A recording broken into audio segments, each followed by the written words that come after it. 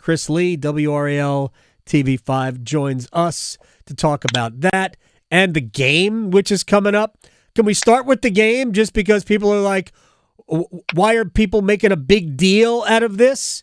It is the 3-3 Texans against the 0-6 Panthers, and it's not like this is a playoff battle, although no. Somebody could make the playoffs with 9 wins, maybe. So let's handle the game first. Is too much being made of Bryce Young versus C.J. Stroud? Yes and no. Why I say yes is because they're both rookies and they didn't get a chance to choose their situations.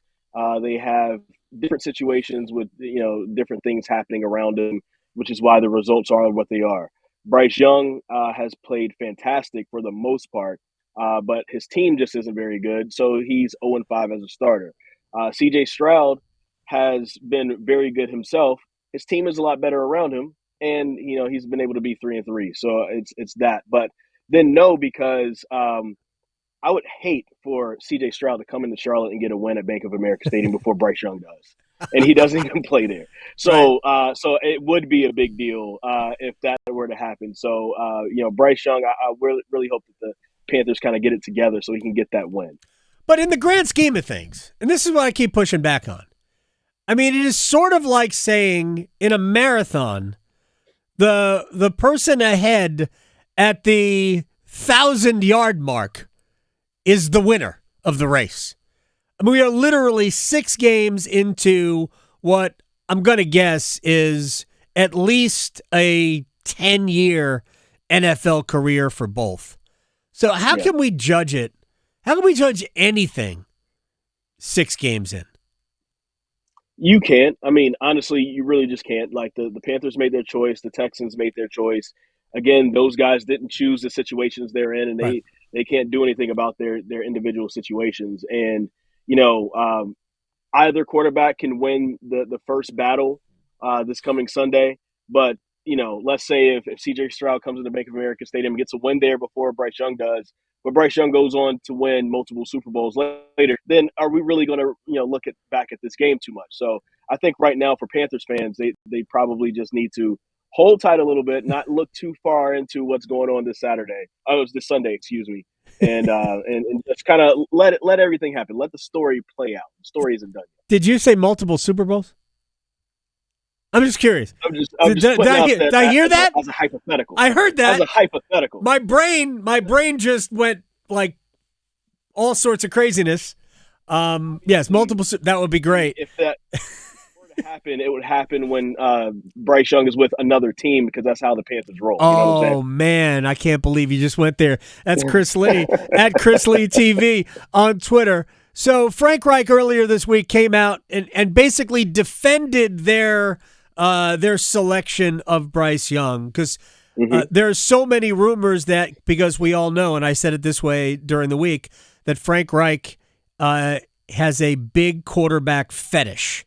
Some head coaches like feet, Rex Ryan. Frank Reich likes big quarterbacks, historically speaking. It also may be that he likes quarterbacks that have played well in the past, and it might not have anything to do with whether or not they are big. Rivers, Ryan, Carson Wentz, although it was a long time ago for Carson Wentz. But he had to defend the selection of Young, whereas if he really wanted Stroud, and if Scott Fitterer really wanted Stroud, wouldn't Stroud have been the pick? Well, here's the thing. Scott Fitterer did tell us, if you remember back at the beginning of the season, or before the season started, I should say, back like after the draft was over, that the Panthers in their scouting department had basically marked Bryce Young 2 years ago as a guy that they wanted to potentially go after in 2023. So Frank Reich does like bigger guys, and I was able to interview Boomer Esiason back in April before the draft, and that was one of the things he was saying. He was like, looking at everybody else, it feels like either Stroud or Will Levis should be the guy, just based off of what I know from Frank Reich. They used to be roommates together at Maryland, and of course have still maintained Yeah. as good friends since then. So, I mean, he would know something about what he Yep. likes. I'm sure they've had conversations about that. And so this isn't coming out of nowhere. Frank Reich does like the bigger guys. So it does feel like there had to have been at some point a time where Scott Fitterer and David Tepper had to talk him into it. Maybe he was actually sold on Bryce Young, and I'll believe that. But at some point, he had to be talked into it because you can't help what you like, and we know his background, and we've heard from people close to him what he really likes. You love who you love, I think is the way I would read what Chris Lee just had to say. If Reich felt strongly about it, I really do. I think they would have drafted Stroud. I think because your owner can't make that decision. I don't care who the owner is unless you're Jerry Jones and you are the GM too. The owner can't make that decision. You have to trust the football people that you hire to make that decision. Ultimately, I think they did make the right decision. So, I'm not coming down on the decision at all. They ultimately made the right decision in my eyes. I think Bryce is going to be fine. He only needs like 8 or 9 better offensive players around him to make the whole thing work. By the way, you can hear Chris and Tim Donnelly and Dennis Cox all on the Panthers Playbook podcast. That'll be coming up after the Panthers beat the Texans on Sunday. Also, the documentary, Ghosts in the Stadium. So I had no idea that this was happening. Maybe I should pay more attention to company emails.